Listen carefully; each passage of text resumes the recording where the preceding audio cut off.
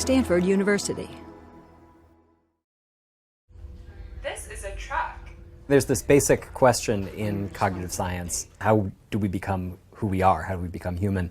And one key moment in that transition is from a baby who can't speak, can't use language, can't understand language, to a toddler who knows very well how language works and uses it all the time to push people around and get their way in the world. And so that's the transition I'm really interested in. How do we figure out how language works, and how do we grasp the rudiments of language?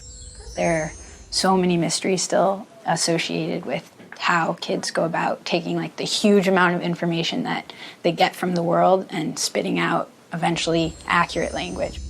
What we do is focus on early language learning via a bunch of different interlocking methods. So we really try to triangulate what abilities are involved in language learning and how language learning happens in different environments. I'm studying what I'd call a sense of numerosity or quantitative competency in young children, in infants ages 1 to 4. We're testing their ability to discern that different quantities are greater or less than other quantities. So can they tell that 3 is more than 2? Can they tell that 4 is more than 1?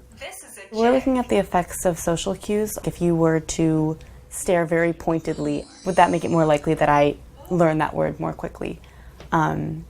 So right now what we're doing is we're having a little animated face look at the object for different lengths of time and seeing if that affects the way in which people pick up the words and the reference. It turns out that the language exposure you get early on in life is really critical for your later language proficiency and your school performance. There's really this cascade that starts very, very early. So a better understanding of how kids learn words can help us intervene in a lot of cases that we care about. Cases where kids aren't getting enough or rich enough language input, cases where they have developmental disabilities, autism spectrum disorders come to mind. So in order to design the best interventions for those cases, we really need a good theory of how kids learn.